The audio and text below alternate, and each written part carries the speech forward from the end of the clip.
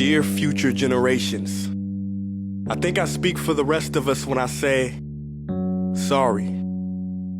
Sorry we left you with our mess of a planet.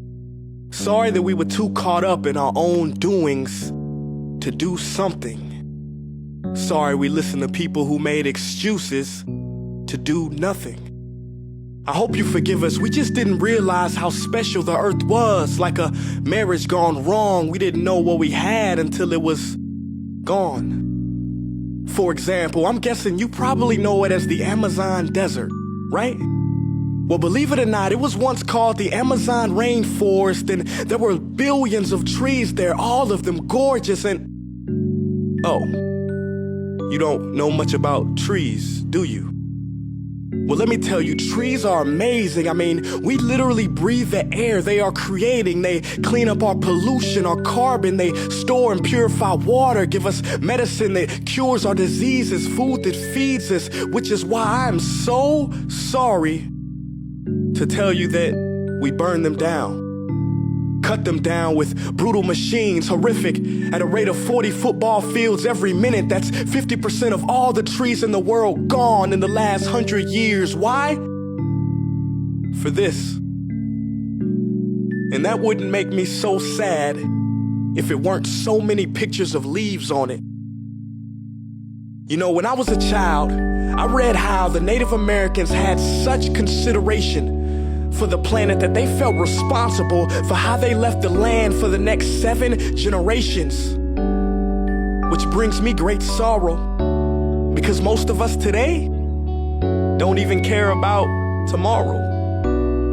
So I'm sorry. I'm sorry that we put profit above people, greed above need, the rule of gold above the golden rule. I'm sorry we use nature as a credit card with no spending limit, overdrafting animals to extinction, stealing your chance to ever see their uniqueness or become friends with them. Sorry we poison the ocean so much that you can't even swim in them.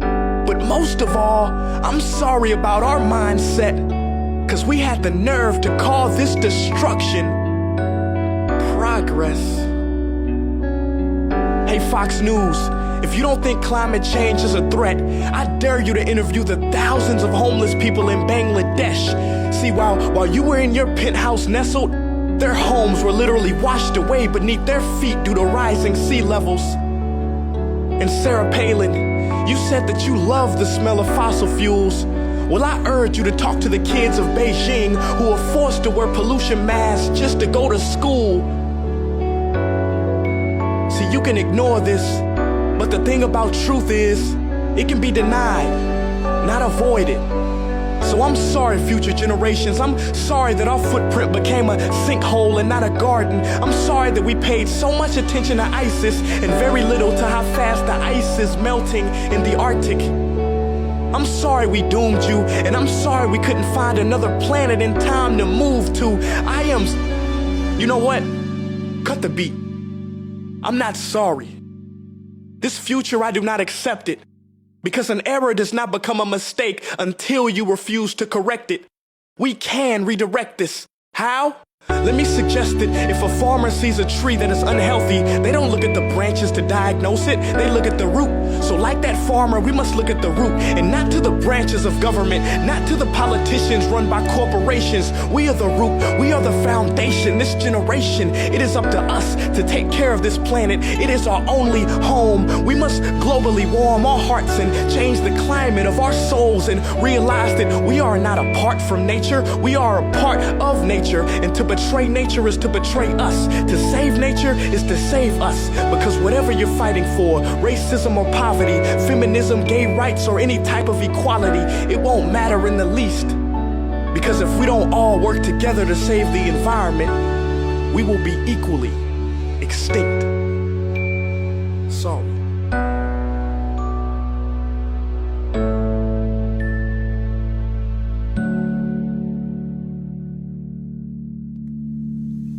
Hey guys, for the past several weeks, I've been here in Africa, the heart of Africa, witnessing the horrific destruction of the rainforest, which inspired me to write this piece. Why are forests being destroyed at such an enormous rate? For this. Today we live in a world where destroying trees makes you money. So what can we, normal people, do about it? One way to directly fight the destruction is to stand for trees. By standing for trees, not only can you save the lives of trees, help forest communities, and protect the rights of animals to live in their homes, but you will also balance the amount of pollution that you yourself give off with your everyday activities, making you a part of the solution and not the problem. This is the option that I chose. But whatever way that you choose to stand for trees, do it. Because a wise man once said, when the rivers are all dried up and the trees cut down, man will then realize that he will not be able to eat money.